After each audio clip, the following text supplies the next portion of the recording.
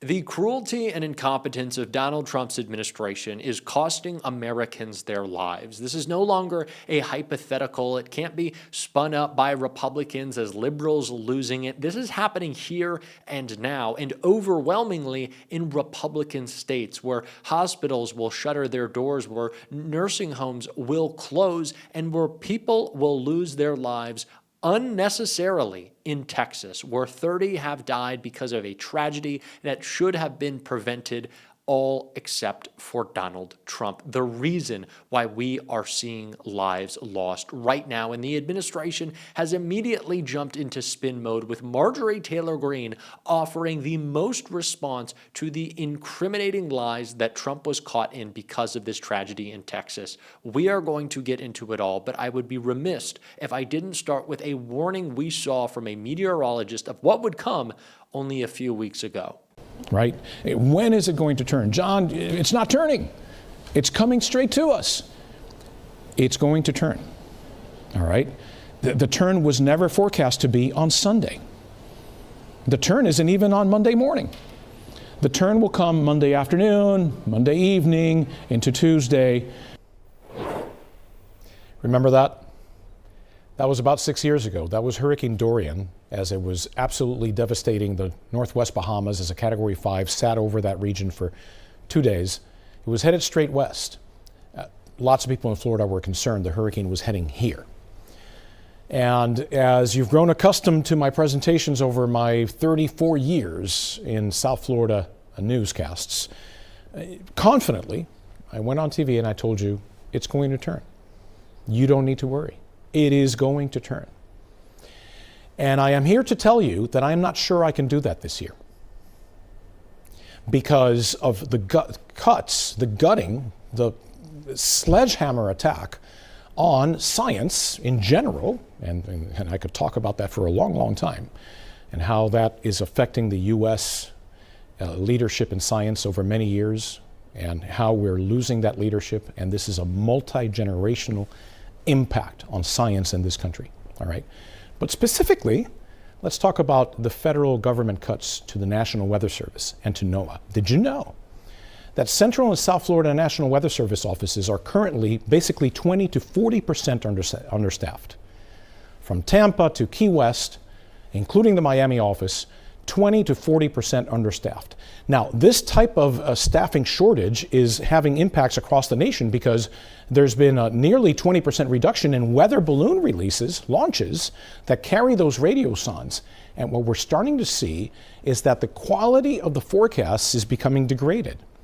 There's also a chance, because of some of these cuts, that NOAA Hurricane Hunter aircraft will not be able to fly this year, and with less reconnaissance missions, we may be flying blind. And we may not exactly know how strong a hurricane is before it reaches the coastline, like happened a couple of years ago in Hurricane Otis in Acapulco, Mexico. So I was asked to talk about this today. I'm glad I was. I just want you to know that what you need to do is call your representatives and make sure that these cuts are stopped. We knew this would happen. It was not some exaggeration from the left. We weren't freaking out trying to play political games. We were worried about the safety of other Americans, even if they did not vote for the candidate that would have had their best interest in mind. We still did. They didn't listen. And now Kristi Noem, during a press conference in Texas, was trying to offer up her own spin, which perfectly fits into the insane post Marjorie Taylor Greene made. But let's start with this clearly incriminating statement from Noem.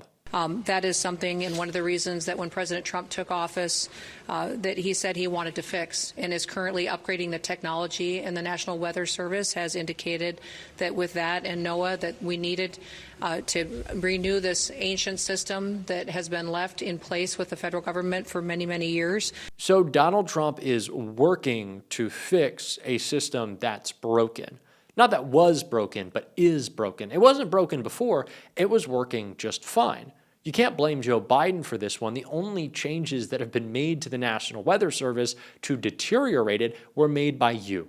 So this is your fault. No matter what crazy idea you want to come up with, whatever crazy conspiracy you can think of to try to shift the blame, which, oh boy, MAGA's trying to do. Just take a look at what Marjorie Taylor Greene posted, once again blaming Democrats. I am introducing a bill, Marjorie Taylor Greene writes, that prohibits the injection, release, or dispersion of chemicals or substances into the atmosphere for the express purpose of altering weather, temperature, climate, or sunlight intensity. It will be a felony offense. I have been researching weather modification and working with the Legislative Council for months writing this bill. It will be similar to Florida's Senate Bill 56. We must end the dangerous and deadly practice of weather modification and geoengineering. This is not normal. I want clean air, clean skies, clean rainwater, clean groundwater, and sunshine just like God created it. No person, company, entity, or government should ever be allowed to modify our weather by any means possible. Are we seriously doing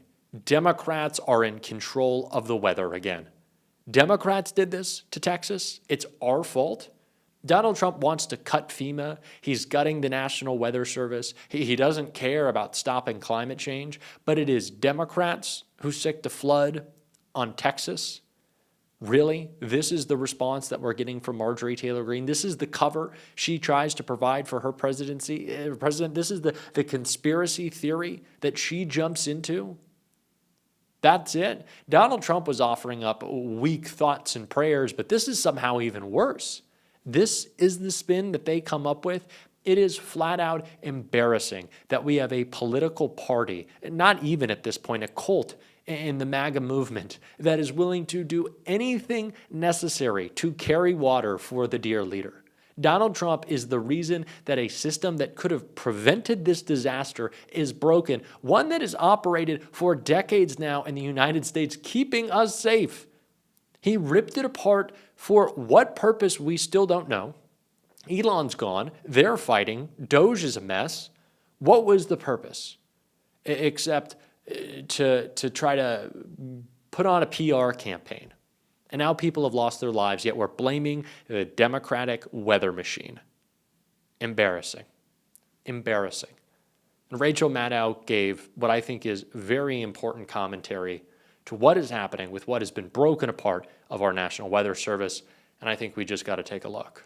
Gail Davis was in her bedroom watching the news when the storms came through Friday afternoon. And I looked and I seen all this debris mixing, and I said, oh, we really in it. She saw the tornado come down her street and ran to the basement. Everything was like just popping glass, and I was so scared. The tornado opened up the roof over the very bedroom she was just sitting in. One very scary story from that huge, deadly tornado that struck the beautiful city of St. Louis on Friday. 7 people died in Missouri during Friday's severe weather. The mayor of St. Louis says the damage is estimated at more than $1.6 billion in her city. I'm sorry to say the city of St. Louis is bracing for more storms tonight. These new storms are expected to be less severe, but a lot of rain and high winds is going to be dangerous in a city that is littered with loose debris like you see here. St. Louis's mayor told MSNBC today that her city is definitely going to need federal help, including from FEMA, from the Federal Emergency Management Agency. FEMA has told St. Louis that they'll have people from the agency, they'll have assessors on the ground in a couple of days, by Wednesday. Hopefully that means St. Louis will start getting some of the federal help it so obviously needs. But it's looming over this is, of course, that FEMA may not be at their best right now. Earlier this month, the acting head of FEMA was fired and then immediately escorted out of the agency's headquarters for daring to say that the agency he was tasked with running should exist. He was asked at a congressional hearing about Trump's desire to abolish FEMA. He said he didn't think that was a good idea, and so they fired him immediately and frog-marched him out.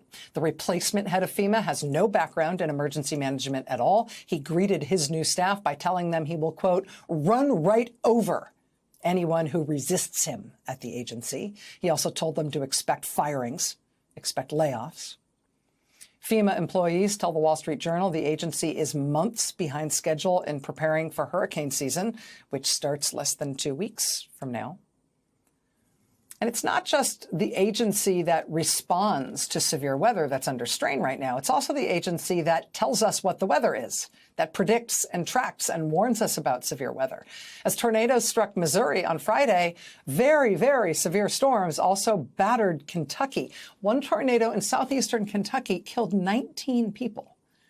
The government agency that provides weather data for every weather station and every weather app and monitors storms and sends out emergency alerts for all kinds of severe weather is the National Weather Service. And the National Weather Service in Kentucky has 3 offices. None of them is fully staffed because of Trump's cuts to the National Weather Service. The office that handles forecasts for eastern Kentucky, where Friday's tornado struck, it's short 7 staff members, which means that, among other things, the office no longer has an overnight staff at all.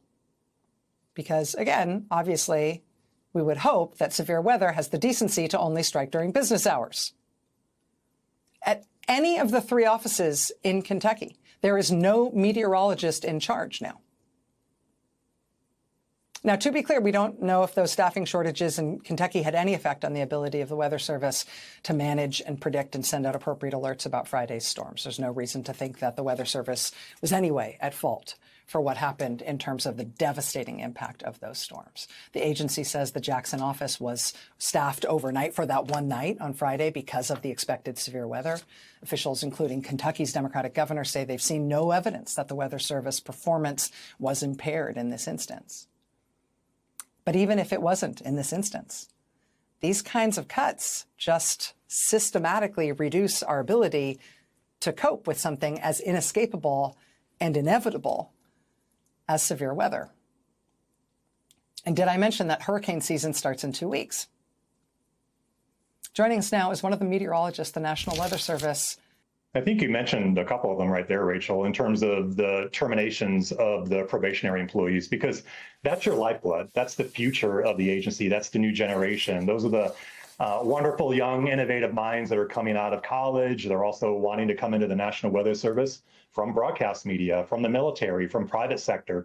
And that's really the future of the agency. So I think that's one significant impact right there, because there was so much innovation and talent that was actually helping this agency modernize and go through what we call a transformation in the National Weather Service. But I think what worries me most is really the hiring freeze and the lack of significant investment. If you're looking for real fault, Marjorie, maybe get your mind out of the conspiracy gutter and look at the man who is actively trying to break our government. It is so disheartening. It is never surprising. It is always disgusting. We're going to keep calling it out, though, on this show. And if you want to support that, as always, you can hit that subscribe button, leave a like on this video. And if you stuck around to the end, drop a blue heart in the comments. And until next time, I'll see you soon.